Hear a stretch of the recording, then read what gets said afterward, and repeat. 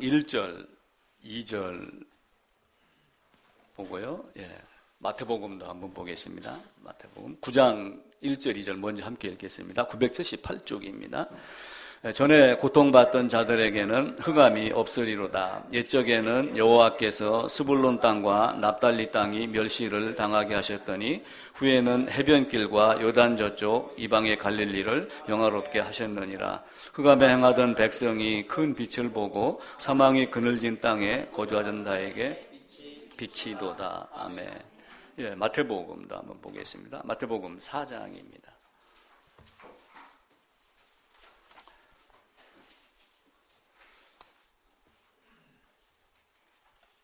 12절부터 한번 보겠습니다. 12절부터 25절까지입니다. 조금 길은데 같이 읽읍시다. 예수께서 요한이 잡혔음을 들으시고 갈릴리로 물러가셨다가 나사렛을 떠나 스불론과 납달리 지경 해변에 있는 가버나움에 가서 사시니 이는 선지자 이사야를 통하여 하신 말씀을 이루려 하심이라. 일러스되 스불론 땅과 납달리 땅과 요단강 저편 해변길과 이방의 갈릴리여 흑암에 앉은 백성이 큰 빛을 보았고 사망의 땅과 그늘에 앉은 자들에게 빛이 빛이었도다 하였느니라. 이때부터 예수께서 비로소 전파하여 이르시되 회개하라 천국이 가까이 왔느니라 하시더라. 갈릴리 해변에 다니시다가 두 형제 곧 베드로라 하는 시몬과 그의 형제 안드레가 바다에 그물 던지는 것을 보시니 그들은 어부라. 말씀하시되 나를 따라오라. 내가 너희를 사람을 낚는 어부가 되게 하리라 하시니 그들이 곧 그물을 버려두고 예수를 따르니라. 거기서 더 가시다가 다른 두 형제 곧 세베대의 아들 야고보와 그의 형제 요한이 그의 아버지 세베대와 함께 배에서 그물 깁는 것을 보시고 부르시니 그들이 곧 배와 아버지를 버려두고 예수를 따르니라. 예수께서 온 갈릴리에 두루 다니사 그들의 해당에서 가르치시며 천국 복음을 전파하시며 백성 중의 모든 병과 악한 것을 고치시니 그의 소문이 온 수리아에 퍼진지라. 사람들이 모든 앓는 자 곧 각종 병에 걸려서 고통당하는 자 귀신 들린 자 간질하는 자 중풍병자들을 데려오니 그들을 곧 고치더라. 갈릴리와 데가볼리와 예루살렘과 유다와 요단강 건너편에서 수많은 무리가 따르니라. 아멘. 지역에 대한 이야기가 몇 군데 나왔습니다. 스불론, 납달리, 베세다 이런 지역이 나오는데 이스라엘 지역을 먼저 한번 잠깐 살펴보고 말씀을 드리겠습니다. 이스라엘 땅이 이쪽에가 이제 이란이 있는 땅이에요. 엊그저께 비행기 한 대가 그 미사일 요격을 당해갖고 176명이 죽었죠. 이쪽에 이제 이라크, 이란이 있는 동네인데 이 이란이 어디냐면은 에스더가 나오는 페르시아입니다. 페르시아라고 하는 이름이 1930 몇 년도에 이란으로 국명을 바꾸었습니다. 그래서 그 에스더가 있던 페르시아 아하수에로 왕이 있던 그 나라가 이란이라고 하는 걸 일단 먼저 기억을 하시고 그 다음에 요단강이 이렇게 있는데 요단강 위에 이제 갈릴리 바다 너무 크기 때문에 이제 호수라고 말을 합니다. 그리고 이 물이 내려와서 사해가 이렇게 있는데 여기는 이제 소금기가 많아가지고 사람이 들어가도 이렇게 발만 들고 있고 이렇게 하고 있으면은 이 구명조끼가 없어도 둥둥 뜹니다. 실제 들어가서 보니까 뜨더라고요. 요 갈릴리 호수 주변이 있고 사해가 있는데 요 빨간색으로 제가 이렇게 미리 그려놨죠. 이 부분을 어디라고 통상 얘기하냐면은 갈릴리 지방이다 이렇게 이야기를 합니다. 넓게 잡아가지고요. 갈릴리 지방인데 그 안에 혼인잔치했던 가나가 요쯤에 있습니다. 그리고 나사렛 예수다라고 하는 부분이 이 밑에 있고요. 그리고 가버나움아 고라시나 베세다야 내가 너희에게 이렇게 이적을 또 많은 사랑을 베풀어 줬는데도 너희가 회개하지 아니하는구나. 내가 이런 이적을 다른 데 가서 했었으면은 니누에도 회개했지요. 시돈과 두루도 회개를 할 건데 너희는 하지 아니하였구나. 라고 하면 이제 혼내던 지역이 이쪽에 어디냐면은 베세다, 가버나움 이 정도가 됩니다. 그러니까 예수님은 베들레헴에서 태어났습니다. 베들레헴에서 태어났고 마리아가 요셉과 함께 나사렛에서 살고 있었는데 고향이 어디예요? 본적이 호적이 베들레헴이니까 여기로 출생 신고하러 갔죠. 그래서 다시 오셔가지고 어디서 사냐 하면은 나사렛에서 살았습니다. 왜냐하면 성경에 나사렛 사람이라 칭함을 이루려 하심이라라고 하는데 구약에 그 말씀은 또 안 나와요. 근데 이제 복음서에서는 복음서 기자들이 그렇게 인용을 해가지고 나사렛 사람이다 칭함을 이루려 합니다라고 했는데 안 나오지만 그렇게 사신 거예요. 그렇게 하다가 중간에 이제 어떻게 하셨냐면 예수님이 어디로 갔냐면 가버나움에 가서 사셔요. 그러니까 빌립은 나사렛에서 무슨 선한 게 나오겠느냐 이렇게 이야기를 했잖아요, 그죠? 그렇게 했는데 나중에는 가버나움에 가서 이렇게 사셨습니다. 그럼 왜 이제 이쪽 갈릴리 지역을 이렇게 많이 사셨느냐 하면은 이 갈릴리 지역이 사실은 통로가 돼요. 통로. 어떤 통로냐 하면은 이스라엘이 12지파로 나누는데 이쪽에 뭐 시므온, 뭐 유다 많은 지파들이 있습니다. 근데 요 갈릴리 호수를 중심으로 납달리라고 하는 지파가 있고 여기에 스불룬이라고 하는 지파가 있고 이사갈이라고 하는 지파가 있고 요에 이제 단이라고 하는 지파가 나중에 이 밑에서 있다가 이동을 해가지고 사사기에 나오는 대로 윗지방에 올라가서 삽니다. 근데 이 이사갈과 스불룬은 누구냐면 레아의 아들들이 돼요. 그리고 요 단과 납달리는 빌하라고 해서 라헬이 종이 난 자식들입니다. 근데 요 종들이 살고 있는 지역이 주로 어디냐면은 요 갈릴리 지역에 살았어요. 근데 문제는 뭐냐면은 애굽이 이집트가 이 밑에 있단 말이에요. 이집트가 밑에 있고 이쪽에 뭐가 있어요? 하란이 있고 여기 하란이 있고 하는 이쪽 바벨이 어디 있냐면 이쪽에 있단 말이에요. 그러니까 이쪽에서 누가 태어나냐면은 바벨론이라는 나라가 만들어지고 이쪽에는 아수르라고 하는 나라가 만들어져요. 그러니까 강대국 세 개가 존재를 하는 거예요. 애굽, 아수르, 바벨론. 그런데 여기는 뭐예요? 이리 갈 수 있어요, 없어요?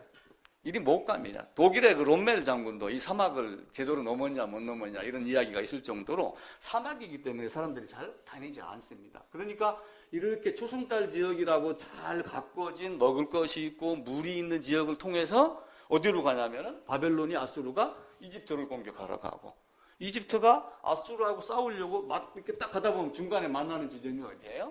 뭐 이쪽 지역이고. 그래서 항상 여기가 늘 고달픔을 많이 당했어요. 바꿔 얘기하면은 하이델베르크도 할 때 1부, 2부, 3부가 있는데 1부 비참함이 좀 작고 2부 구원이 많습니다. 3부 감사함도 그렇게 많지는 않아요. 근데 저는 어떻게 봤냐면은 전체적으로 99%가 비참함이어야지 된다. 그 비참함을 알면은 배고픔을 알면은 어떤 것이든 딱 던지면 먹게 되어 있어요. 여기가 그런 지역으로 수많은 고통을 당했던 곳이에요. 그래서 예수님이 이곳에서 사셨고 베들레헴에 가서 출생은 하셨지만 여기서 살았고 여기다가 이적을 많이 베풀었고 나사렛에서 살다가 나중에는 가버나움에 가서 사시면서 여기에서 베드로 또 안드레, 요한, 뭐 야곱 이런 사람들을 이제 불러내고 했던 장소입니다. 자, 그러니까 사마리아 요 중간쯤이 어디냐면은 요 중간에가 사마리아라고 하는 지역이에요. 우물가 여인 있던 곳. 그리고 이쪽에가 이제 유다가 되면서 예루살렘, 베들레헴이 되거든요. 그러니까 예루살렘이 여기 있으니까 실제 많은 정치적이나 경제적인 상황이 좋은 곳은 어디예요? 이쪽이죠. 여기 있는 사람들이 가서 예배 드리려면 어디로 가요? 여기로 가야 되는 거예요. 그죠? 여기 있는 사람이 끝나고 또 이리 가고 그러죠. 근데 요 중간에 사마리아는 나중에 처음에 아수르가 여기 공격을 해가지고 여기 있는 사람들을 자기 나라로 데려가고 자기 나라 사람들은 여기다가 집어넣고 그래서 혼혈이 많이 생겼어요. 혼혈. 예전에 어떤 욕이 있었냐면 환양년이라는 욕이 있었어요. 이게 환양년이 무슨 욕인 것 같아요? 환양년? 못된 짓 한 여자? 환양년 그랬어요. 그게 그냥 중국으로 옛날에 청나라, 당나라 이런 나라로 끌려갔던 여인들. 우리나라 힘이 약하니까 그들을 끌고 갑니다. 끌고 가는데 어떻게 해가지고 외교적인 문제로 또 아니면 그분들이 뭐 늙었던지 해갖고 쓸모가 없으니까 돌려보내요. 다시 고향으로 귀환했다 해서 환향년인데 거기 가서 어떤 일이 있었어요? 남이 나라 남이 남자하고 아기 낳고 살고 그렇게 하다가 때가 돼서 이쪽으로 왔고 그러니까 이쪽 조선 땅에 있는 사람들이 그 여자를 보고 못된 년들 이렇게 따지는 거죠. 그래서 환양년이라는 것이 아름다운 소리로 이야기를 한 건 아니에요. 그러니까 여기 사마리아 사람들이 사실은 그런 형태의 사람들이 돼요. 그러니까 이들이 예배를 드리러 와도 이들을 피해가지고 뭐 이렇게 간다든지 돌아간다든지. 근데 예수님은 어떻게 했어요? 직접 그 자리를 통과한 거예요. 왜냐하면 그들이 어려움을 알기 때문에. 그들이 비참함을 아는 그곳에 씨앗을 뿌리려고 그곳으로 갔고, 사마리아 여인은 그걸 받아들였고, 여인에게 이야기를 들은 다른 사람들도 이제는 네가 얘기하는 것 아니고 내가 직접 예수를 만나서 내가 이야기를 듣고 안다. 이렇게 할 정도로 주님과 직접 대면하는 경우가 있었습니다. 그러니까 이쪽 지역이 상당히 어려웠더라고 하는 것. 그러니까 예수님이 이 땅에 오셔가지고 공생애를 시작을 하기 이전에 나사렛, 또 공생애 시작하면서 가버나움에 살고 이렇게 하면서 유대에 가서 가르치고 세례 주고 이렇게 했죠. 그죠? 그렇게 하니까 온 이스라엘 땅이 예수님이 어떤 존재인가 알겠어요? 모르겠어요? 다 압니다. 왜냐하면은 벌써 헤롯 때부터 아기 왕이 났다라고 그러니까 두려워하잖아요. 어디서 나겠느냐? 그러니까 어떻게 이야기를 해요? 베들레헴에서 나겠다 이야기를 합니다. 그럼 베들레헴에서 나겠다라고 하는 그 이야기가 나오기 전에 베들레헴에서 출생했다라고 합니다. 근데 이제 베들레헴에서 출생하기 이전에 나사렛에서 사는 여자 마리아 남자 요셉을 통해 가지고 베들레헴으로 간 거예요. 베들레헴으로 갔는데 실제 이 베들레헴 출생이라고 하는 것이 구약 성경에 보면은 미가서 5장 2절에 보면은 베들레헴에서 출생할 거다가 나와요. 선지자를 통해 가지고. 근데 선지자로 말씀하기 이전에 우리가 룻기 많이 봤죠.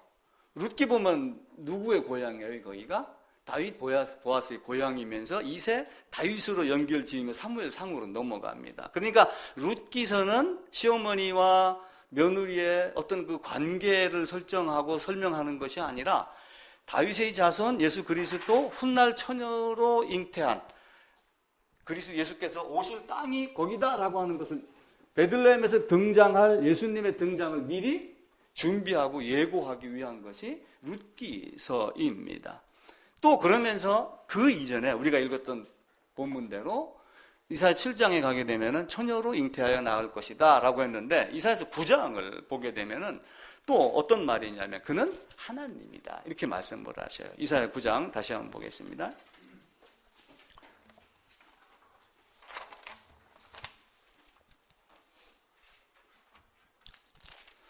7장 14절에 보면 처녀가 잉태하여 이렇게 돼 있고 그 내용이 이제 복음서 시작하면서 처녀 잉태가 나오고 하지요. 그다음에 이제 9장으로 가게 되면은 아까 우리 1, 2절 읽었죠. 그 밑에 가게 되면은 6절입니다. 이제 이 아기가 나는데 6절 함께 읽읍시다. 이는 한 아기가 우리에게 낳았고 한 아들을 우리에게 주신 바 되었는데 그의 어깨에는 정사를 메었고 그의 이름은 기묘자라 모사라 전능하신 하나님이라 영존하시는 아버지라 평강의 왕이라. 자, 그러면은 나사렛에서 사셨고 가버나움에 가 사셨고 많은 병자 고치고 가르치고 했던 이분이 누구예요?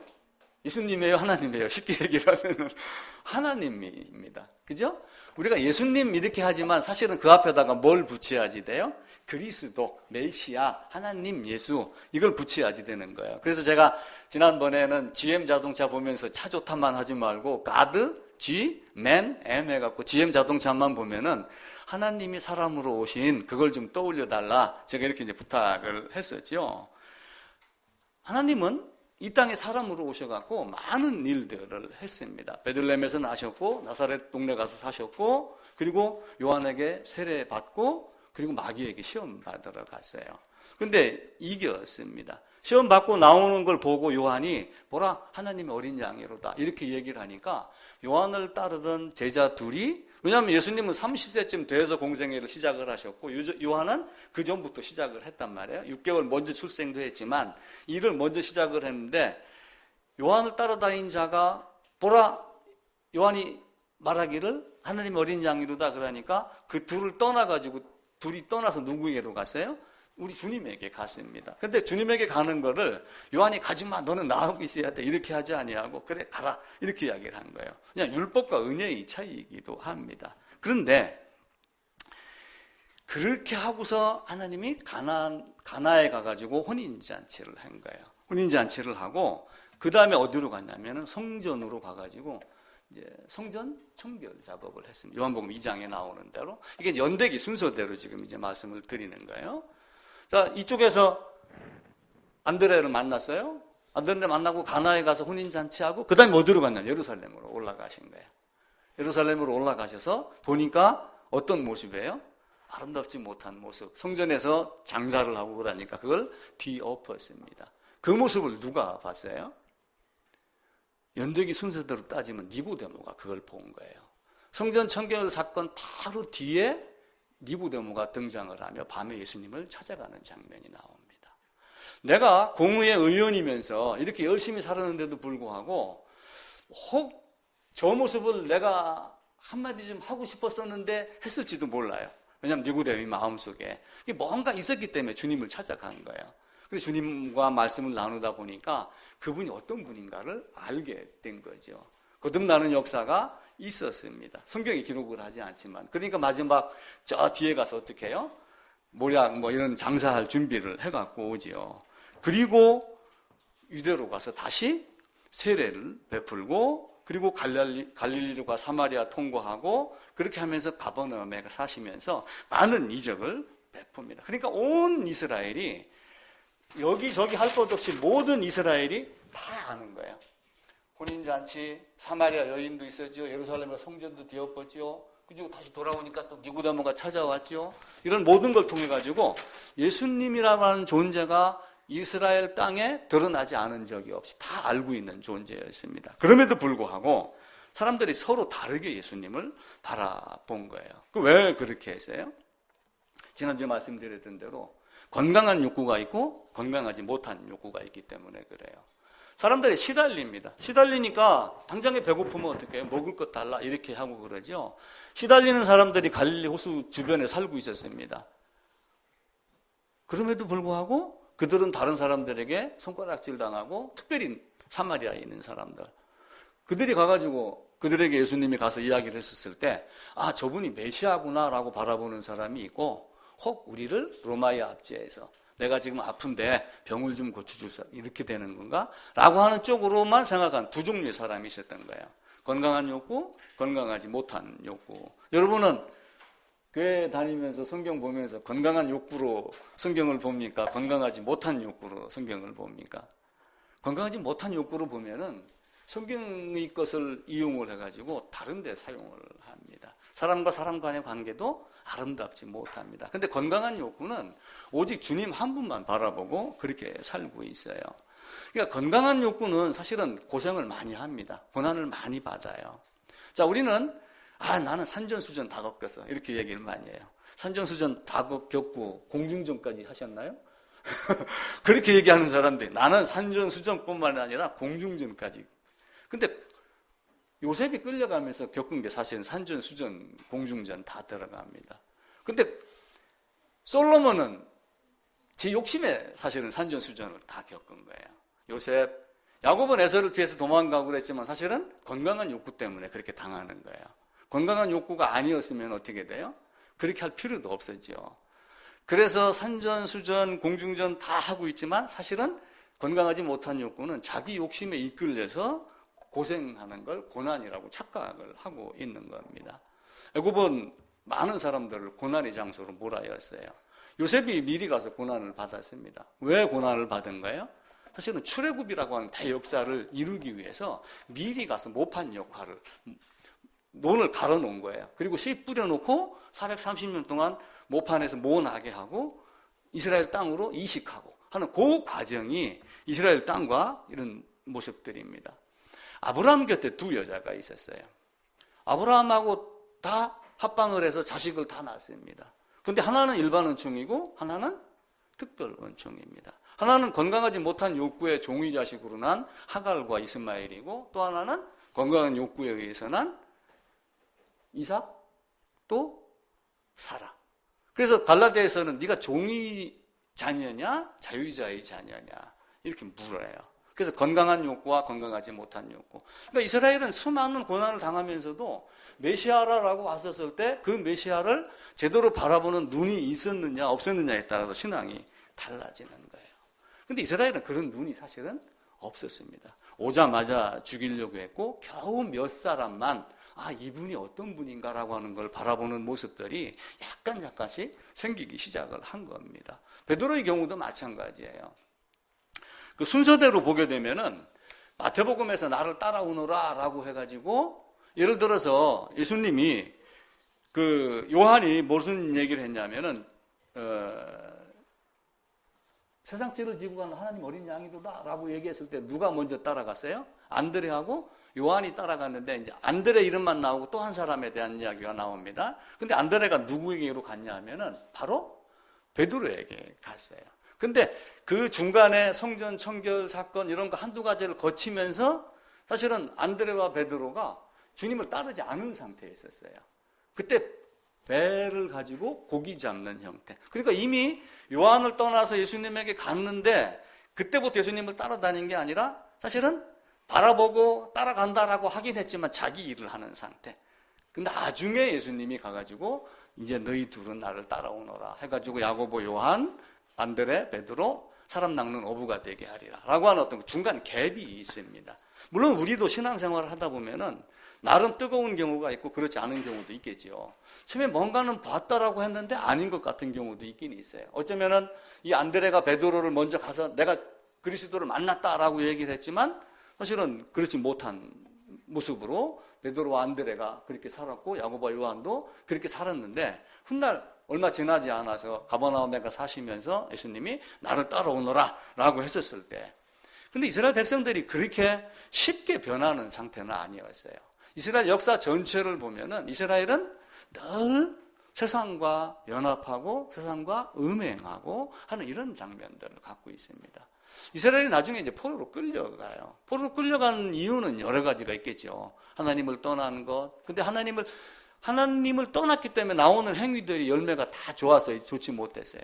좋지 못한 거예요. 그러니까 좋지 못한 행동을 보고 네 나무가 썩었구나 이걸 판단을 하는 거야. 열매를 보고 그 나무를 안다 하듯이. 그러니까 이스라엘은 늘 이 아수르나 바벨론이나 이런 나라를 가지고 그들과 계속 연합을 한 거예요. 그러니까 에스겔 선지자는 네가 그들과 음행했다 이렇게 표현을 해요. 음행했다. 근데 죄송합니다. 우리가 어디 가서 바람을 핀다. 만약에 예를 들면 군인들이 뭐 외박을 한다. 그럼 간혹 어디 여성이 있는 데 있나? 이렇게 보는 경우도 있어요. 그럼 쉽게 얘기하면 돈을 건네고 어떤 일을 합니다. 근데 이스라엘은 돈을 주면서 그렇게 했다. 성경은 그런 정도로 이스라엘이 타락성을 이야기를 해요. 그러니까 안타까운 거죠. 성전 금 여기 있습니다. 곡간을 보여주듯이 자기를 모든 걸 다 보여주며 아스르와 바벨론과 이집트를 끌어다녔던 이런 형태의 사람들이 이스라엘의 모습이 됩니다. 그래서 우리는 어떤 존재인가를 알아야지 돼. 내가 사마리아 여인 속한 사람이냐? 성전의 주위에 있던 사람이냐? 아니면은 이 갈릴리 호수 쪽에 있어서 고난을 받았지만 그래도 먹고 사는 일에 치중했던 베드로와 안드레 같았었느냐? 또 빌립이 물었을 때 나사렛에서 무슨 선한 게 나겠어? 라고 하며 메시아를 몰라봤었느냐? 라고 하는 걸 우리 주님은 우리에게 묻는 거예요. 네가 누구냐? 그러니까 아담에게 묻는 거하고 똑같아요. 아담아 네가 어디 있느냐? 그 말을 지금 나에게 적용을 해서 아담아 네가 지금 어디 있느냐? 김관씨가 네가 지금 어디 있느냐? 네가 지금 어떤 존재냐라고 묻는 거예요. 하나님은 네가 사라의 자식이냐 하갈의 자식이냐 요거 한 가지를 물어요. 나머지는 따지지 않습니다. 하갈의 자식이 되면 설령 부자가 될 수는 있어요. 버림당하죠. 그죠? 근데 이삭은 어떻게 해요? 종이 자식이 아니잖아요. 그에게는 또 다른 의무와 어떤 것들이 주어져 있습니다. 그래서 하나님은 내가 아브라함에게 두 여인이 있지만 누구나 다 교회당에 와서 앉아있지만 내가 가시적 교회 안에서 일시적으로 가시적 교회를 이루기 위해 사용된 어떤 사람이냐 실제 하나님이 보기에 합당한 성도냐라고 하는 걸 묻는 거예요. 네가 나하고 어떤 관계냐를 계속해서 묻습니다. 그러면서 우리에게 율법을 제공을 해줘요. 자, 마태복음도 우리가 읽었지만은 그 복음서에도 보면은 잠깐 다시 한번 볼까요? 마태복음 4장입니다. 23절입니다. 제가 읽을게요. 예수께서 온 갈릴리에 두루 다니사 그들의 회당에서 가르치시며 천국 복음을 전파하시며 백성 중에 모든 병과 모든 약한 것을 고치시니. 성경은 묘하게도 순서를 정해놨어요. 천국 복음 회당에서 가르치며 회당에서 가르친다는 얘기는 뭘 가르친다는 거예요? 하나님의 말씀, 하나님 어떤 분인가를 가르쳐요. 그리고 천국 복음을 전파하시며 그리고 백성 중에 모든 병과 약한 것을 고치시니. 굳이 네 개로 구분한다면 앞에 두 개가 뭐예요? 하나님 말씀과 천국 복음이에요. 그 뒤에는 병 고치는 겁니다. 우리가 이 순서를 거꾸로 뒤집어 놓으면 문제가 생겨요. 지금 교회당이, 지금 기도원이 이 순서를 바꿔놓기 때문에 문제가 생기는 거예요. 마태복음 9장에도 가면 같은 내용이 있습니다. 마태복음 9장 35절입니다. 예수께서 모든 도시와 마을에 두루 다니사 그들이 해당에서 가르치시며 천국 복음을 전파하시며 모든 병과 모든 약한 것을 고치시니라. 이제 관주를 몇 군데 찾아보면은 요 순서로 정해져요. 그러니까 우리가 요 앞에 있는 두 개의 순서를 빼버리고 약한 거 고치고 병든 거 고치고 하는 거에 치중을 하면은 하나님 말씀이 우리에게 보이질 않아요. 그래서 율법으로 죄를 깨닫고 율법으로 하나님의 은혜가 무엇인가를 깨닫는 거예요. 제가 엊그저께 기독교부에서 나온 어떤 글을 보니까 율법으로는 죄를 깨닫는다. 이 말은 맞아요. 근데 성경에 나오는 복음적 요소를 가지고 하나님의 은혜를 바라보게 한다. 이렇게 설명을 해놨어요. 기독교부에. 그래서 그건 제가 틀렸다. 이렇게 제 나름대로 생각을 한 거예요. 그분이 이제 쓴 의도가 있으니까 제가 다르게 이야기를 하지는 않지만은 율법을 가지고 어떻게 은혜로 갈 수 있는가를 우리가 알아야지 율법은 있고 예수가 왔기 때문에 은혜다라고 해놓고 은혜만 치중을 하게 되면은 은혜가 들어올 수 있는 통로, 은혜가 들어올 수 있는 방법, 하나님이 제시한 방법을 우리가 알 수가 없어요. 하나님이 제시한 은혜의 방법은 하나님이 정한 율법의 방법에 의해서 율법이 완성이 됐기 때문에 은혜가 내한테 오는 거지 율법이 거저 주어지는 게 아니에요. 그래서 제가 했던 말씀 꼭 기억하시죠? 예수님의 십자가가 당사자 입장에서는 뭐예요? 율법이 심판입니다. 죄인은 반드시 죽는다는 심판. 그분이 사람으로 오셨잖아요. 그게 내가 그 안에서 이루어졌을 때 그것이 직접 내가 그 안에 들어가 있지만 직접 들어가지 않은 상태로 나에게 이루어졌기 때문에 그것이 은혜가 되는 거지. 그것 아니고 율법으로 그런 과정을 거치지 않고서 예수님이 왔기 때문에 은혜입니다. 라고 하는 것은 거짓입니다. 말은 맞는데 틀린 거예요. 우리가 그걸 명확하게 구분을 하고 여러분들이 나가셔야지 됩니다. 우리가 놋뱀을 바라봐라. 그러니까 뚫어지게 바라봅니다. 그리고 놋뱀 앞에 다 모입니다. 근데 예수님은 그걸 원하는 게 아니에요. 예수님 앞에 수많은 군중들이 모였습니다. 수많은 무리가 모였어요. 근데 그 무리에서 사실은 나오야지 예수가 보여요. 그 무리를 벗어나지 않으면은 예수님이 보이지 않습니다. 예수님이 성육신을 하셨습니다. 성육신하여 오신 이 모습은 여자의 후손으로 오신 것을 말합니다. 그러니까 여자의 후손으로 왔다는 얘기는 바꾸어 얘기하면은 성육신이라고 하는데 하나님이 사람으로 오신 것, 하나님이 십자가의 예수로 온 것, 이걸 말합니다. 그래서 참 하나님이며 참 사람으로 오셨고 단지 누구를 사용을 했어요? 마리아를 사용한 것밖에 안 됩니다. 이제 두 분은 이제 지금부터 제가 하는 얘기를 쫙 딕테이트 해가지고 정리를 해갖고 저한테 주셔야지 돼요. 잘 들으세요. 연필 딱 잡고 들으셔야 돼요. 지금부터. 안 되면 이제 나중에 이게 동영상 다시 보면서 꼭 딕테이트를 A4 5장 이상으로 하셔야지 돼요. 꼭 기억을 하셔야지 돼요. 처녀로 잉타해 오신 그분이 이사야 선지자를 통해서 우리에게 이야기를 했어요. 아까 이사야서 9장 6절에 대한 이야기를 했죠. 그는 하나님이다. 자, 여자의 후손은 여자의 후손은 죄인으로 있는 나와 같은 사람들의 씨가 있어요, 없어요? 씨가 없이 성령 잉태를 말한 거예요. 그러니까 남녀가 결합해가지고 오는 자연 법칙을 거스린 잉태의 방법을 통해서 이 세상에 오신 것이 성육신이며 하나님이 사람으로 온 겁니다. 그러니까 벽씨를 논에다가 심었습니다. 벽씨 자체가 변질되고 이런 거 있나요?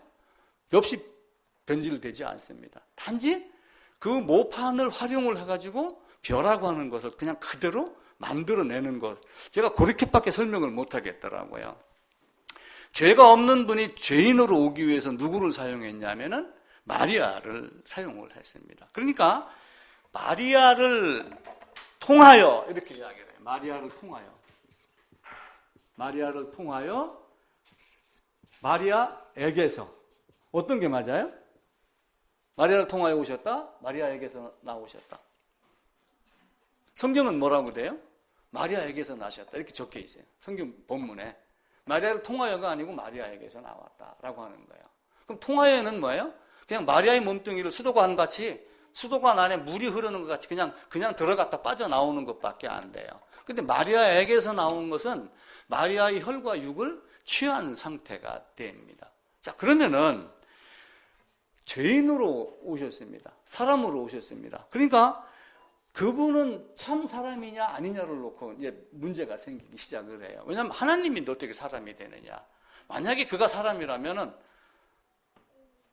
예수님의 십자가는 그리스도가 하나님이 대속한 개념이 아니에요. 그냥 죄인의 죽음밖에 안 됩니다. 그런데 하나님은 분명하게 사람으로 오셨어요. 인간의 성장 법칙에 따라서 아기가 있었습니다. 아기의 때가 있었습니다. 12살 될 때도 있었어요. 공부도 했습니다. 공부를 안 하더라도 그분은 모든 것을 통달하셔갖고 12살 때 성전에 올라가서 많은 사람과 토론하고 그 지혜에 놀랐더라 이 이야기가 있죠. 그리고 그분은 우리와 동일한 혈과 육을 가지셨습니다. 히브리서에도 나와 있죠. 또 이성적 정신을 우리하고 똑같이 갖고 있습니다. 그러면서 슬픔도 있고 분노도 있고 때로는 눈물도 흘리시고 모든 걸 다 하십니다. 이 예수님이 이런 인성이 없다면 가연설에 불과한 거예요. 그냥 사람같이 보이는 존재. 근데 그는 사람같이 보이는 게 아니라 실제 사람으로 오셨어요. 죽으셨을 때 피도 흘리고 아팠을 때 눈물도 흘리고 또 죽으러 갈 때 괴로워도 하고 이런 모든 것들을 다 갖고 있어요. 자, 그러면은 성경이 갈라디아에서는 모든 사람을 죄인이라고 그랬어요. 성경이 모든 사람을 죄 아래 가두었다. 자, 그럼 예수님은 죄가 있어요, 없어요? 마리아에게서 나왔습니다. 사람으로 왔어요. 그럼 죄가 있어요, 없어요? 왜 없는가를 이제 여러분들이 찾아내셔야지 되는 거예요. 왜 죄가 없어요?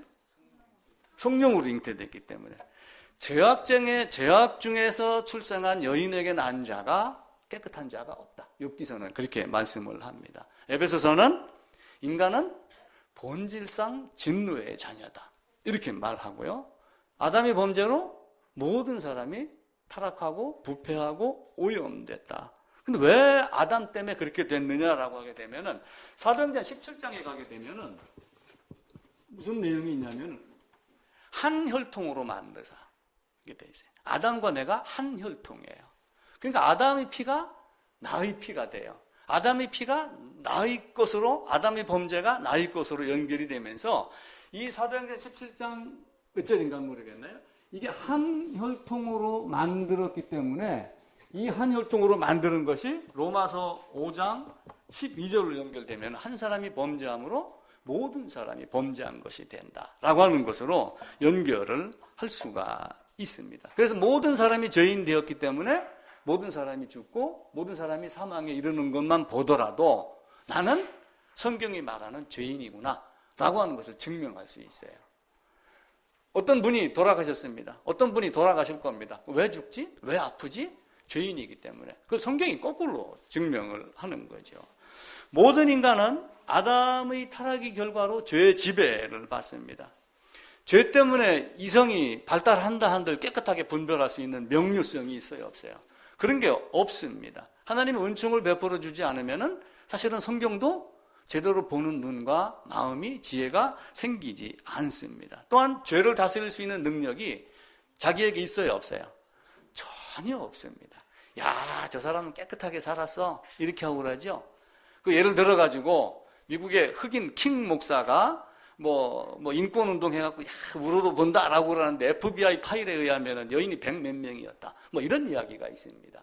그게 사실인지 아닌지는 몰라요. 떠도는 말이 그런 거예요. 예를 들어 슈바 있죠? 참 사람 좋아가지고 이렇게 했다. 근데 그에게도 어떤 종이 있어갖고 뭘 시켰다. 뭐 이런 이야기가 돌고 있어요. 사람은 겉으로 보기에 아름답고 그러지만 실제는 자기 죄를 다스릴 수 있는 능력이 한 것도 없는 거예요. 왜냐하면 땅에는 가시덤불과 뭐가 나요? 엉겅퀴가 나요. 그 가시덤불과 엉겅퀴가 나는 땅이 어디예요? 내 마음의 밭이에요. 이 지구 땅이 사실은 나예요. 가만히 한번 봐보세요. 자기 삶을 한번 돌아봐 보세요. 저는 부끄러워서 여러분 앞에 입술을 못 열어요. 그 더러웠던 이런 것들. 그런 것들이 수두룩합니다. 그럼에도 불구하고 하나님이 나를 사랑하시기로 한 것이 얼마나 감사한 거예요. 사람들은 깨끗한 척 하지만 결코 그렇지 않은 사람들이 많아요. 우리 시편 한번 찾아볼까요? 시편 36편입니다. 4절입니다. 828쪽입니다. 시편 36편 4절입니다. 같이 읽읍시다. 그는 그의 침상에서 죄악을 꾀하며 스스로 악한 길에서 악을 거절하지 아니하는도다.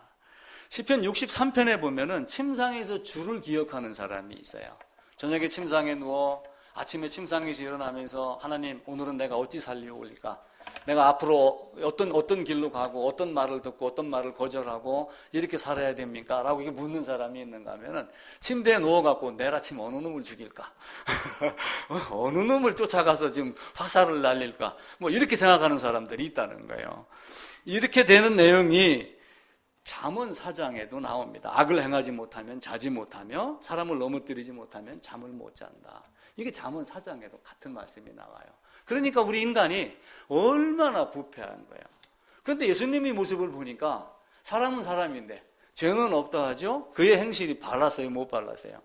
발랐죠. 그러니까 사람들이 뭐라고 생각하냐면 그는 위대한 4대 성인 중에 한 사람이다. 그렇게 보는 거예요. 그게 인간들이 생각할 수 있는 한계가 됩니다. 철학자들이 무슨 얘기를 하냐면은 인간이 타락을 했다. 인간 타락한 거는 세 가지로 인간 결정론이라는 걸 보고 있어요. 첫 번째가 뭐냐면은 유전적으로 봐요. 유전적이라고 하는 것은 이건 조상 탓이다. 조상 탓인데 아담 탓은 하지 않아요.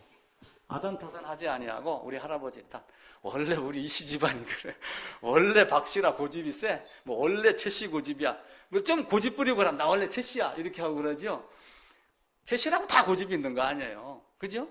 그러다가 보니까 뭘 하냐면은 환경 탓을 또 이야기를 해요. 환경 탓. 내 주위에 이런 사람들이 많아서 내가 보고 듣고 배운 게 그러니까 맹모 삼천지교도 있지. 이렇게 하면 환경 탓을 합니다. 그러다가 또 한편으로 뭐라고 하다 안 되면은 이게 뭐 얘기하냐면은 심리적 가치라고 그래갖고 내가 어떻게 양육받았기 때문에 그래. 그러니까 조상 탓보다는 조금 가깝게 얘기하면 우리 부모가 나를 잘못 가르쳐서 그래. 우리 부모가 나를 학원을 안 보내갖고 내가 서울대학교에 못 간 거야. 이렇게 얘기를 하고 그래. 자, 학생들 시험 잘 치는 방법 가르쳐 줄게요. 시험 잘 치는 방법. 왠지 이제 내년에 시험 봐야지. 시험 잘 치는 방법이 있어. 출제자의 의도를 아는 거예요. 그죠? 출제자가 어떤 문제를 낼 건가를 아는 거예요. 그래서 예상 문제라는 것이 나와요. 그래서 수능 출제한 사람들은 한 달 동안 애출 외박이 안 됩니다. 딱 가져놔요. 시험 끝날 때까지. 나 출제위원으로 들어가. 그러면 전화도 다 통화가 안 되게 합니다. 그 문제가 유출되면 어떻게 돼요? 점수가 올라가는 거죠. 그래서 우리는 성경에서 뭘 보고 아는 거예요? 하나님이 어떤 문제를 냈는가 찾는 거예요. 쉽게 얘기를 하면은 하나님은 문제를 내놓고 답도 이미 다 제시했어. 푸는 방법까지 다 해놨어. 근데 사람들이 안 믿는 거예요. 왜 안 믿어요? 너무 쉬워서 안 믿는 거예요. 내가 생각한 것하고 다르게 여기기 때문에 그러는 거예요. 경건하지 못한 욕구가 있는 거야. 자, 어린아이가 내게 오는 것을 금하지 말라. 너희가 어린아이와 같지 아니하면 그 어린아이는 하진이를 얘기할까요? 연준이를 얘기할까요? 아니에요. 내가 할 수 없다는 것 알고 세상의 지혜를 동원하지 않는 사람. 나는 하나님 한 분 외에는 다른 방법이 없습니다. 라고 하는 것을 아는 자를 어린아이로 보는 거예요. 근데 우리가 그걸 문자적으로 이해를 해갖고 어린아이와 같지 아니하면 그러면서 순수하고 깨끗한 마음만 지금 자꾸 여기다가 집어넣는데 그것이 아니라 하나님이 제시한 방법 이외의 다른 모든 것은 아니다. 하나님의 방법만 믿는다. 이게 어린아이의 입장입니다. 자, 인간은 죄인입니다. 모든 사람은 죄인입니다. 사람으로 되어 있는 모든 사람은 다 죄인입니다. 그런데 예수님이 죄가 없다고 그래요. 그 예수님의 무죄성을 우리가 증명을 해내야지 돼요. 자, 아담이 범죄를 했습니다. 아담이 범죄를 하고 모든 사람이 죄인이 됐고 요셉도 죄인이고 마리아도 죄인이 됐어요. 근데 그 마리아의 몸에 잉태해갖고 예수님이 오셨어요. 근데 예수님은 죄가 아니라고 그래. 그러니까 세상 사람들은 어떻게 무슨 소리 하는 거야? 죄인에게 났으면 죄인이라고 얘기를 하는데 왜 죄가 없다고 그러느냐? 근데 죄가 없다는 얘기는 몇 군데 제가 적어놨습니다. 골로새서 2장 9절 괄호해서 적어놓은 거 성경 구절을 가서 한번 찾아보시기 바랍니다. 사람이라면은 무흠한 존재가 없어요. 다 흠이 있습니다. 왜냐하면 아담과 한 혈통으로 아담 안에 있는 아담들이기 때문에 아담의 범죄가 나에게 전가되고 아담의 범죄가 그 범죄에 내가 참여한 내가 되기 때문에 모든 사람은 다 죄인이 됩니다. 호세아 8장에 보면은 율법을 10,000가지로 줬다고 그래요. 몇 가지 지키셨어요? 2가지, 3가지, 4가지? 근데 한 가지 걸리면 어떻게 돼요? 아무것도 아니다. 모든 율법을 지키다가 그 하나에 그치면 모든 게 아니다라고 갈라디아서 야고보서 뭐 이렇게 몇 군데 나와 있죠. 철학자들은 이렇게 이야기를 합니다. 사람은 허물이 있고 실수가 있다. 사람이라면 반드시 허물이 있고 실수가 있다. 이건 당연한 얘기예요. 그죠? 박정사님 아무리 열심히 공부해도 히브리어 시험에 한두 개 틀렸을 거예요. 거의 뭐 한 2등 정도는 된다고 하더라고요. 그럼에도 불구하고 만점을 안 맞은 거 보면은 뭔가 부족한 게 있는 거예요. 허물이 있는 거예요. 그 허물 때문에 총명함이 덜 드러난 거예요. 그러니까 사람이라면 다 허물이 있고 실수가 있는 법이다. 그래서 이게 to be human is to err, to 이렇게 이야기를 해요. 사람이라면 다 그것이 있다. 근데 사람이라고 하면서 잘못이 없다고 하면 그건 말이 안 된다 이 뜻이에요. 근데 예수님은 사람으로 오셨는데 왜 죄가 없다고 그러느냐 라고 하는 거예요. 마리아의 몸에 들어갔다 나왔던, 마리아에게서 나왔던 어차피 사람으로 왔으면 죄인 아니냐. 근데 우리는 신학적으로 정리를 하면 예수님은 God man이다. 참 하나님이며 참 사람이다. 이렇게 얘기를 하죠. 예수님도 말씀하셨고 제자들도 말씀했습니다. 거짓이 진리에서 나지 않듯이 예수님은 진리 그분이기 때문에 그분에게는 거짓이 없다. 죄를 알지도 못하고 죄를 범하지도 않고 그 속에 불의도 없고 죄 자체가 없다. 딱 성경은 못 박습니다. 만약에 모든 사람이 허물이 있고 실수가 있는 법이다라고 하는 논리로 접근을 하면은 인역법이든 이런 쪽으로 접근을 하면 예수님도 죄가 있는 사람이 돼요. 이게 이제 철학자들, 이성주의자들, 예수 안 믿는 사람들이 그렇게 접근을 합니다. 물론 근대의 신학도 예수님의 무지성을 말하지 않아요. 자유주의자들, 아직도 하나님이 있는 줄 알고 성경 봐? 이렇게 말하는 신학이 있어요. 거짓말 같죠? 진짜로 그렇게 합니다. 아직도 하나님이 있는 줄 알고 예수가 하나님인 줄 알고 믿어? 이렇게 하는 독일에 가면 그런 신학도 있어요. 그런 자유주의 신학이 이 땅에도 많이 있습니다. 우리는 그걸 철저하게 버려야지 돼요. 예수님의 무죄성을 믿지 않으니까 예수님의 십자가가 우리에게 효력이 오지 않아요. 예수님을 높이고 낮추고 하는 거지만 사실은 예수님이 죄가 있다 없다를 논하는 것 자체가 예수님을 끌어내리는 결과가 됩니다. 여러분 어떻게 생각하세요? 사람은 실수가 있으니 예수님도, 허물이 있으니 예수님도, 사람은 다 죄가 있으니 예수님도 죄가 있다? 소크라테스 논법을 한번 도입을 해볼까요? 근데 그렇지 않다라고 성경은 말합니다. 김씨도 사람이고 이씨도 사람이고 김씨도 죄를 졌고 이씨도 죄를 졌으니 예수도 사람이고 예수도 죄가 있다. 이렇게 말한다면 어떻게 하겠어요? 근데 이제 아담을 지었을 때의 상태를 우리가 또 다른 측면으로 접근을 해 들어가야지 됩니다. 하나님은 아담을 지었을 때, 처음 아담을 지었을 때 흠이 있는 상태로 졌어요? 흠이 없는 상태로 졌어요?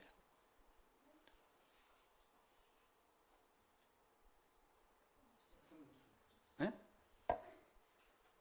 흠이 없는 상태. 그런데 거룩한 존재였어요? 거룩한 존재는 아니었어요. 거룩한 존재는 아니었어요. 에베소서를 잘못 읽으면은 아담이 거룩한 존재로 지음을 받았는데 죄를 져서 거룩함이 없어졌다. 이렇게 생각할 수가 있어요. 근데 아담은 거룩한 존재로 지음을 받은 건 아니에요. 거룩함이 가능할 수 있는 존재로 만드는 거예요. 그러니까 아담은 바꿔 얘기를 하면은 아담을 바꿔 얘기하면은 자, 우리가 아담을 그릴 때 제가 몇 가지로 그린 적이 있었어요. 자, 아담이라고 하는 존재가 이렇게 있는데 아담에게 어떤 선택권을 줍니다. 자, 이렇게 줬느냐? 여기가 생명입니다. 여기가 사망, 선악입니다. 선과 악. 어떻게 했다고 그랬어요? 이때는 순수한 상태예요. 생명도 없고 사망도 없고 흠이라고 하는 건 없는 상태. 흠은 언제 생긴 거예요? 요걸 먹고 나서 생긴 거예요. 그러니까 요게 이렇게 온 거예요. 근데 하나님은 어떻게 말씀을 하셨냐면은 너는 이거는 먹어라 먹지 마라?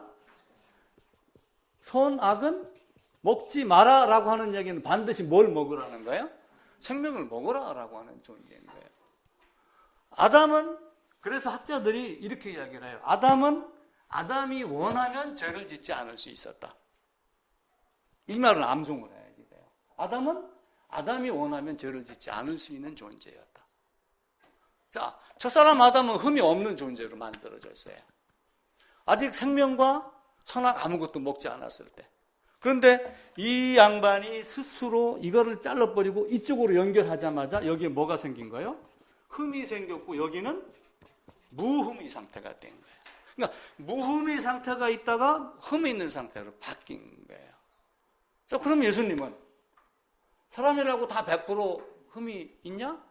아담도 흠이 없었던 적이 있었는데 예수님은 흠이 없을 수 있어요? 있어요? 없어요. 아담이 그런 상태라면 예수님도 그럴 가능성이 있는 거예요. 그죠? 아닌가요? 잘 생각을 이제 하셔야지. 아담이 전가가 되고 모든 사람이 죄인이 됐고 했기 때문에 사람으로 오신 예수님은 죄를 먹은 상태이기 때문에 당연히 죄인이어야지 된다 라고 하는 논리로만 접근하면 또한 안 돼요. 첫사람 아담도 흠이 없었던 적이 있었다 라고 하는 것을 기억을 하셔야지 돼요. 그럼 예수님도 흠이 없었던 적이 있었다? 없었다? 왜 거기는 뭐가 있어요? 골로새서 보게 되면은 육체로 뭐가 거해요? 신성이 충만하게 거하기 때문에 그에게는 전혀 죄를 알지도 못하고 죄를 지을 수도 없고 라고 하는 관계로 들어가는 겁니다. 죄를 짓지 않을 수 있었다 라고 얘기를 하며 뭘 얘기를 하냐면 죄를 짓지 않을 수도 있는 여기에 있든 사실은 관계없어요. 일반적으로 이렇게 하지만 우리가 하나님의 섭리를 놓고 봤을 때는 너는 반드시 생명을 먹여야 되는 존재야 해갖고 제가 이렇게 그림을 그린 거예요. 죄를 짓지 않을 수 있는 가능성이 있었다 해갖고 뭘 얘기를 하냐면 not to sin 요 앞에다 뭘 붙여요? able을 붙여갖고 able not to sin 죄를 짓지 않을 가능성이 있었던 존재가 아담이다 이렇게 이야기를 해요. 근데 아담은 어떻게 했어요? 사탄의 유혹에 넘어가서 죄를 지을 수밖에 없는 존재 able to sin만 되는 거예요. 그러니까 죄를 짓지 않으면 안 되는 존재, 죄를 지을 수밖에 없는 존재로 아담이 바뀌었습니다. 예수님은 사람으로 왔다고 하여 반드시 죄를 범한다고 말할 수 없다. 아담이 죄를 전혀 갖지 않았던 무흠의 상태가 있었던 것과 마찬가지로 예수님도 그런 상태로 들어갈 수가 있다라고 하는 것 이제 만들어 내셔야지 됩니다. 근데 그게 여러분과 내가 그렇다는 것이 아니라 우리 주님이 그렇다는 신성이 충만하신 주님에 대한 주님의 무흠을 우리가 지금 찾아 들어가는 거예요. 아담은 죄를 범했고 이전에 죄를 범하지 않을 가능성이 있는 존재로 있었듯이 두 번째 아담도 그럴 가능성도 있었기 때문이다. 자, 삼위 하나님에 대한 이야기를 해요. 삼위 하나님, 성부도 하나님이고 성자도 하나님이고 성령도 하나님이에요. 그럼에도 불구하고 성자가 성령은 아니고 성령이 성자도 아니고 성부가 성령도 아닙니다. 근데 한 분 하나님, 삼위 하나님으로 이야기를 해요. 한 분 하나님이 아들의 위격으로 이 땅에 오셨습니다. 그래서 그분에게는 성부의 위격도 갖고 있고 성자의 위격도 갖고 있고 성령의 위격도 갖고 있는 하나님이기 때문에 그에게는 죄가 있어요, 없어요? 죄가 없어요. 자, 우리가 한 가지를 잘 생각을 하셔야지 돼요. 요것 한 가지만 외워놓으시면 돼요. 마리아에게서 나왔는데 마리아의 혈과 육을 취했는데 마리아의 혈과 육 중에서 죄를 가진 죄성의 혈과 육을 취한 것이 아니라 마리아가 갖고 있는 사람이 갖고 있는 인성과 본질을 죄를 짓기 이전의 인성과 그것의 본질을 마리아를 통해서 갖고 왔단 말이에요.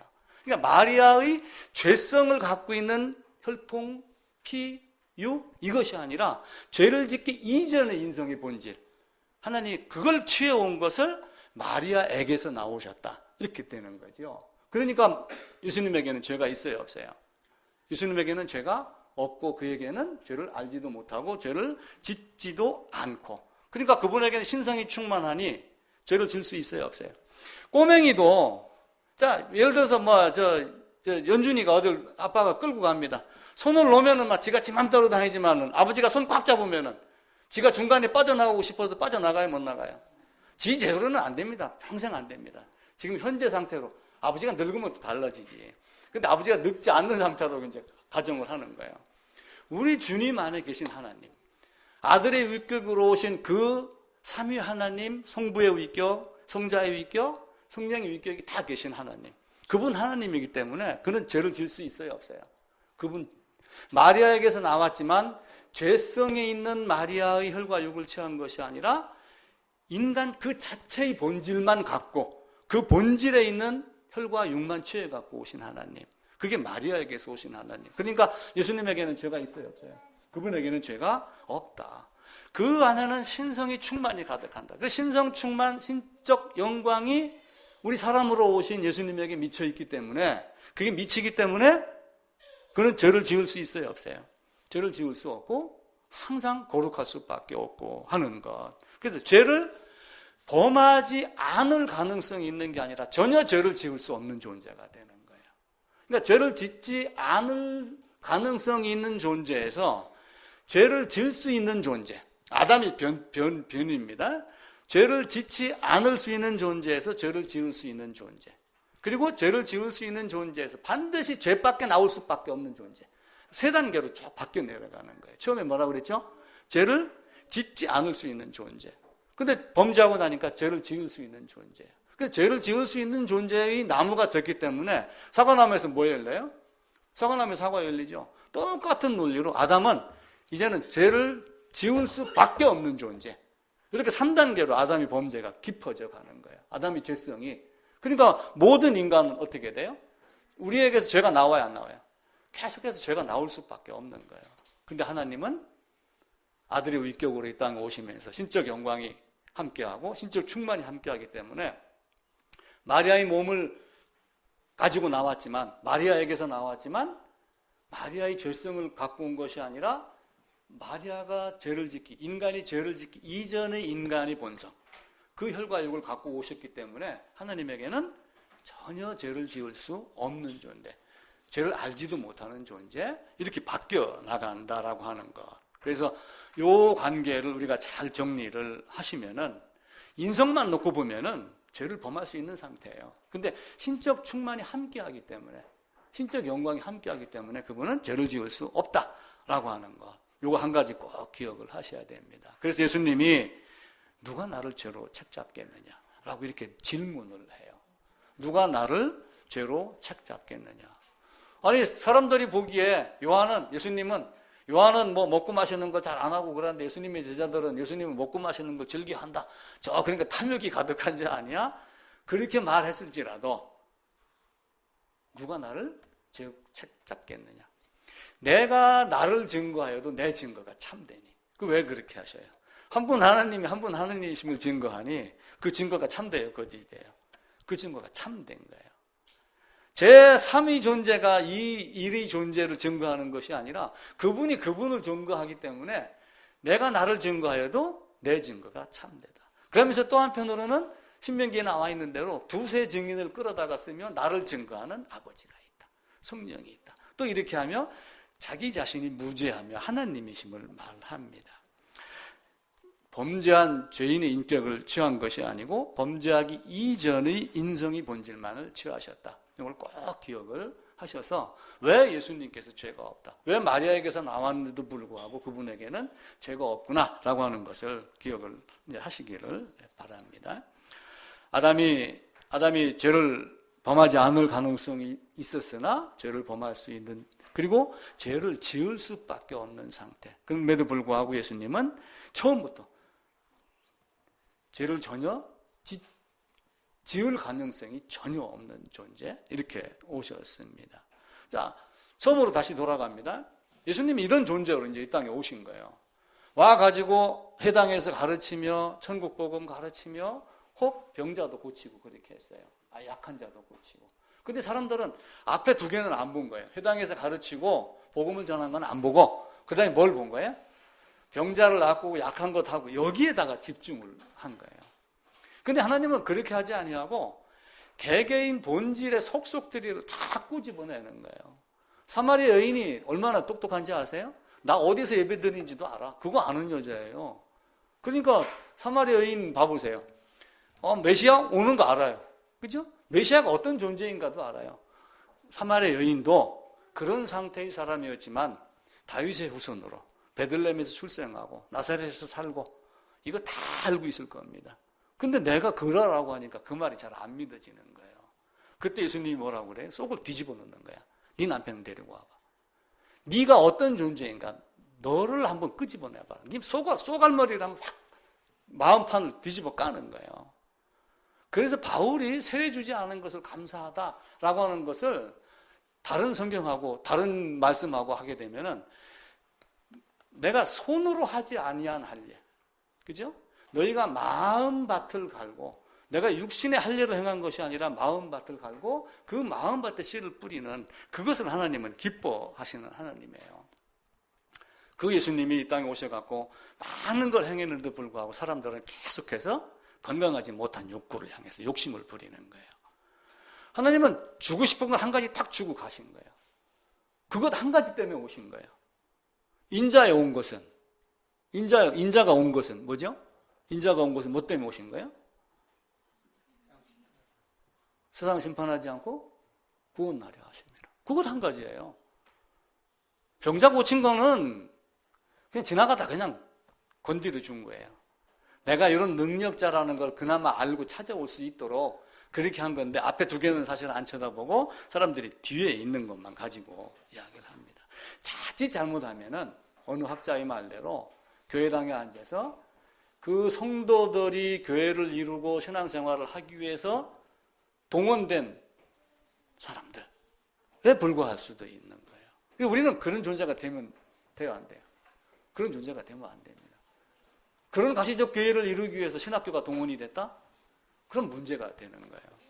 우리는 내가 어떤 존재인가를 철저하게 깨달아야지 돼요. 하나님은 사탄에게 죽임 당했습니다. 그런데 사탄이 죽인 것이 얼마나 큰 효력이 있어요. 자, 여자 유선으로 갈 거다라고 해놓고 창세기에 보게 되면은 여자의 후손, 사탄이 네 발꿈치, 여자의 후손에 뭘 문다고 그래요? 발꿈치를 문다고 그래요. 발꿈치가 어디예요? 발꿈치. 발이 이렇게 있으면은 여기가 아킬레스건이에요. 발꿈치는 어느 부분이에요? 요 각질 더덕더덕한 여기가 발꿈치예요. 이거 앵간히 물어서는 물리지도 않아요, 사실은. 몇 달 동안 목욕 안 가고 논밭에서 일하면 이거 두께가 1cm, 2cm 됩니다. 그죠? 그 발꿈치로 뭐 문다고 돼요? 발꿈치로 물라고 들어오면은 그냥 앞꿈치만 들어가고 눌리면은 바로 죽어요. 근데 사탄이 여자의 후손에 발꿈치로 무는 거는 그건 아무것도 아닌 거예요. 나는 버릴 권세도 있고 다시 살 권세도 있는 하나님. 요게 발꿈치예요. 그러니까 에베소서에 가면 뭐라고 그래요? 복음의 신을 신고 밟으면 돼요. 그 사탄을 네 발 아래로, 예수님 발 아래로 복종할 때까지 발로 밟으면 되는 거예요. 아무것도 아닌 존재예요. 그 사탄이 이 땅에 와서 아담을 죄를 지을 수밖에 없는 존재로 만들었는데 예수님은 마리아에게 나오시면서 죄를 짓기 이전의 인간의 본성, 사람의 인성만 취해가지고 혈과 육을 취해서 이 땅에 오신 하나님. 그래서 그에게는 죄가 없다. 여러분 어떤 예수님을 얻기를 원해요? 죄 있는 예수님? 죄 없는 예수님? 혹은 예수님이 이 땅에 오셔가지고 콩나물 농장 이번에 잘 되게 해주십시오.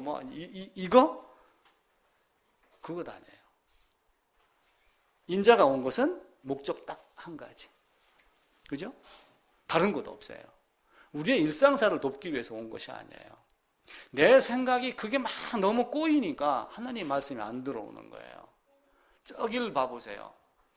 그 아람 군대 장관 누구죠? 나아만 가니까 엘리사가 문 앞에 나와보지도 않고 저기 요단강가에 가서 씻어라. 그러니까 요단강에 있는 그 아람 군대 장관이 뭐라고 그랬냐면, 이놈이 내가 누군데 내가 오면 맨발로 쫓아 나와가지고 내 상처에다가 손 얹고 주여 하고 삼창하면서 지금 기도를 해도 지금 모자랄 판인데 저기 가서 씻어? 나 갈 거야. 저 요단강 물보다 다메섹 어떤 강이 얼마나 깨끗한 줄 아느냐. 그게 인간의 마음이에요. 자기 자랑하는 거예요. 당신 생각하고는 틀려. 당신은 그렇게 얘기를 하지만 내가 보는 하나님의 나라의 방법은 이거야 라고 자기가 정해놓은 게 있는 거예요. 근데 하나님은 그렇게 하지 않아요. 모든 사람이, 아기들도 알 수 있는 거. 뭐 어디에 가니까 시험 봐가지고 뭐 10만 명 만들었다고 그러죠. 글씨 모르는 노인네는 그럼 천국 어떻게 가요? 예? 아니 말도 안 되는 짓거리를 하고 있는 거예요. 근데 거기 지금 다 쏘가 넘어가고 있는 거예요. 그 아람 군대 장관이 갖고 있었던 그 마음을 버렸을 때 요단강 물에 들어갔다가 나오고 있습니다. 복음이 너무 쉽기 때문에 사람들이 믿질 않는 거예요. 예상 문제를 갖고 계속 풀어줍니다. 사람의 죄는 누가 갚아야지 돼요? 사람의 죄는 사람이 갚아요? 짐승이 갚아요? 사람의 죄는 사람이 갚아요. 근데 왜 짐승 희생제물로 구약을 가르쳤어요? 본보기로 모형 예표로 보여준 거예요. 예상 문제 풀이한 거예요. 직접 사람을 죽일 수 없으니까 생명 없는, 영혼 없는 짐승을 가지고 사용을 하면서 이렇게 해야지 죄 사함을 받는다라고 하는 거예요. 하나님은 그래서 우리에게 묻습니다. 네가 누구냐? 네가 지금 어디 있느냐? 너하고 나하고 어떤 관계냐? 내가 어제 또 신기한 걸 하나 경험을 했어요. 박경수 선생님하고 히브리어 시험을 봤는데 한 2등 한 것 같다. 그러길래 그럼 내가 추어탕을 한 그릇 사겠다. 추어탕 집을 갔습니다. 반찬이 쫙 나왔어요. 콩나물이 나왔어요. 이거 우리 거네? 내 기준으로는 이해가 안 되는 거예요. 그것도 생 콩나물이 아니라 거기다가 고춧가루 빨간 거 묻혀갖고 뒤범벅이 돼 있는데 이렇게 보더만 원래 거기 배송되는 줄 알았어요? 나중에 알았어요. 그때 얘기할 때는 몰랐고.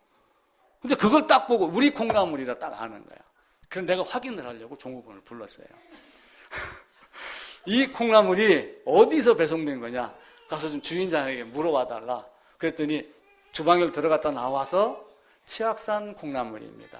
아니 좀 더 정확하게 다른 데서는 우리 거 보고 치악산 콩나물이라고 합디다. 그렇게 얘기를 하길래 다시 가서 알아봐 달라 그랬더니 치악산 새벽 이슬 그 얘기를 하더라고요.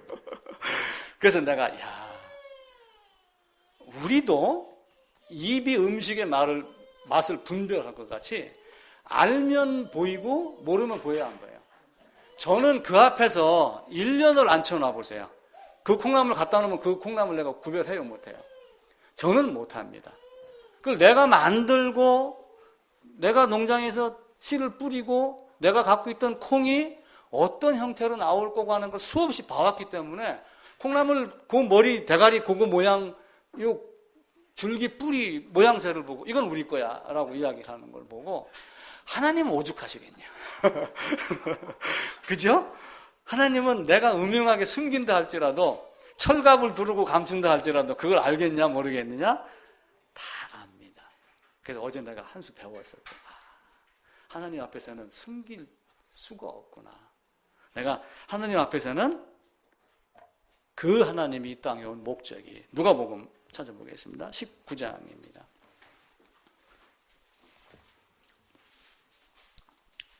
19장 10절입니다.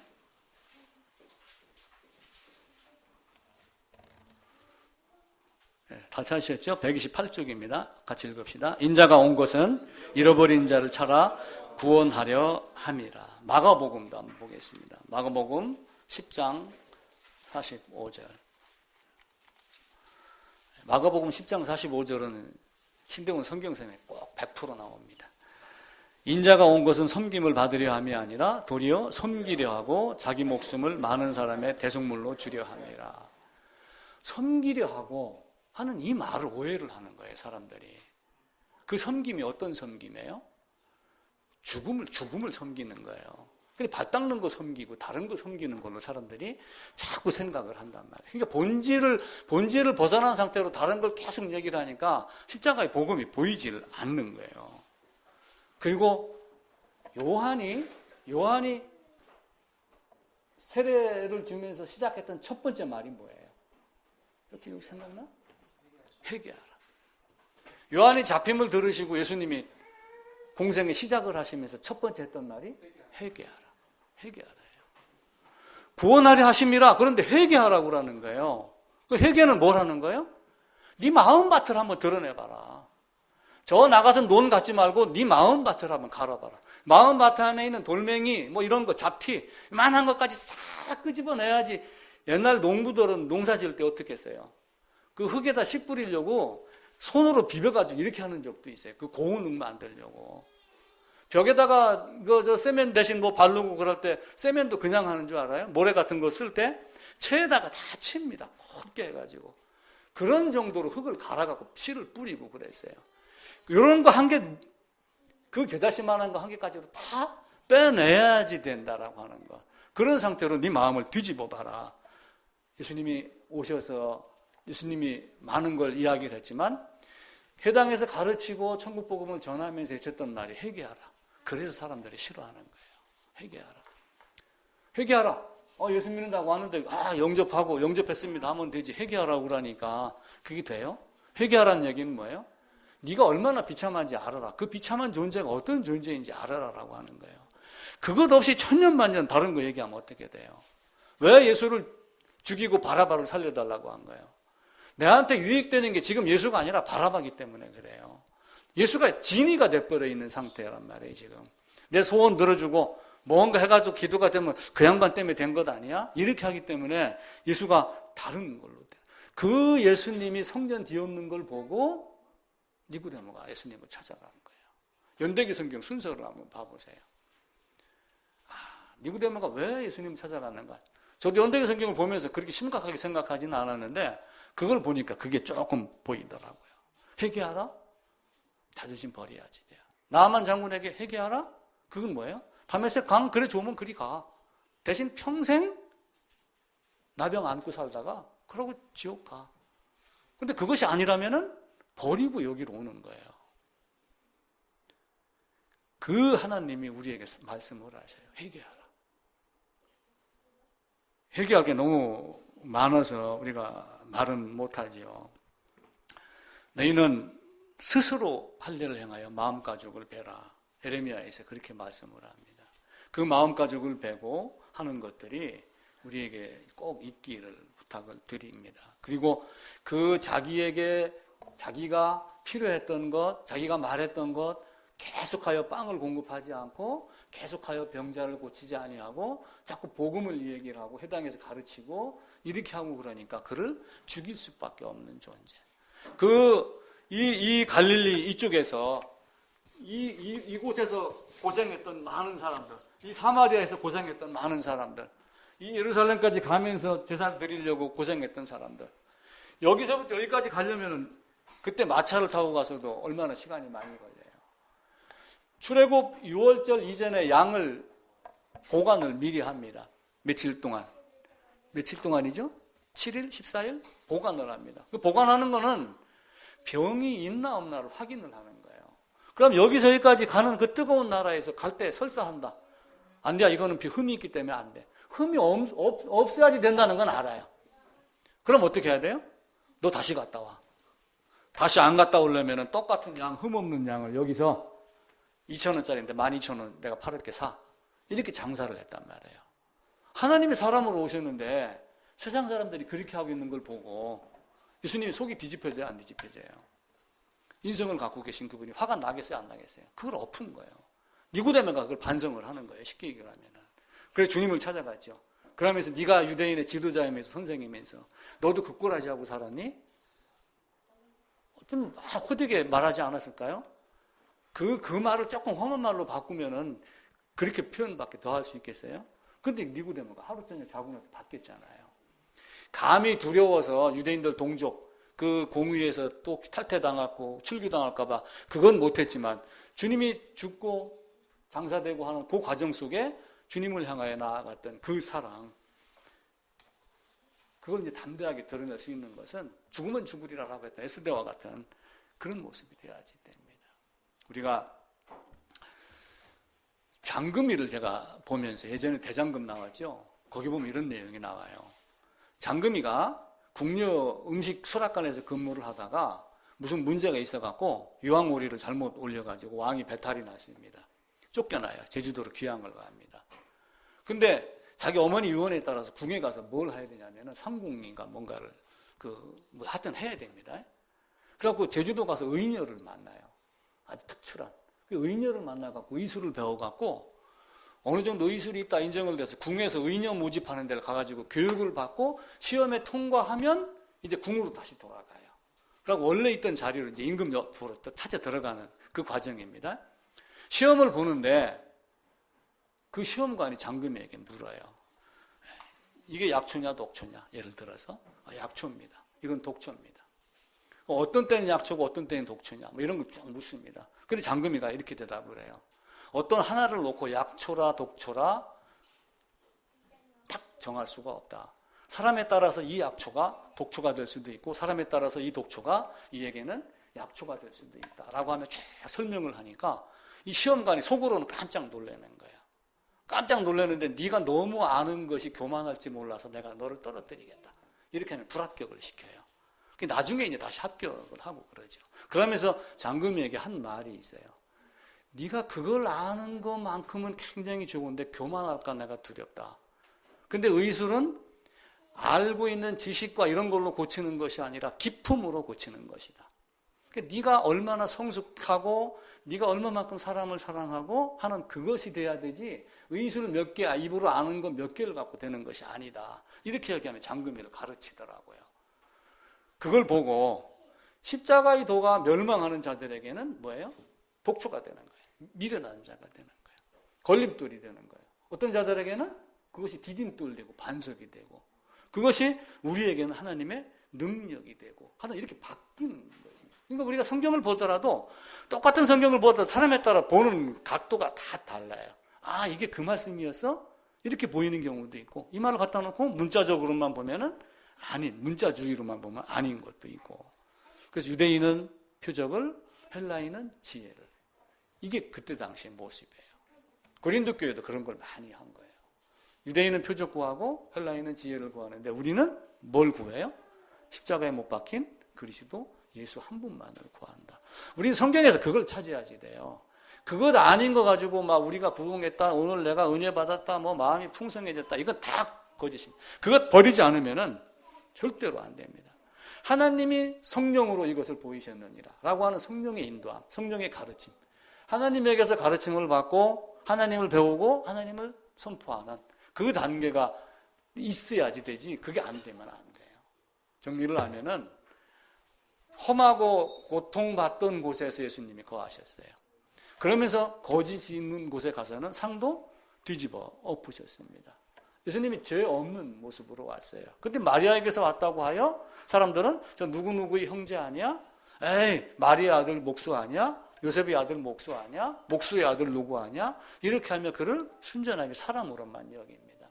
마리아에게서 났으니 죄인의 모습을 가진 사람이기도 하지만 그에게는 죄가 없다? 왜 그러냐면은 삼위 하나님의 아들의 위격으로 오셨기 때문에 그에게는 신성이 충만하고 신적 영광이 미쳐서 그에게는 죄를 범할 수 있는, 죄를 지을 가능성이 전혀 없는 존재, 이런 존재로 바뀌는 거예요. 아담은 죄를 지을 수밖에 없는 존재가 됐어요.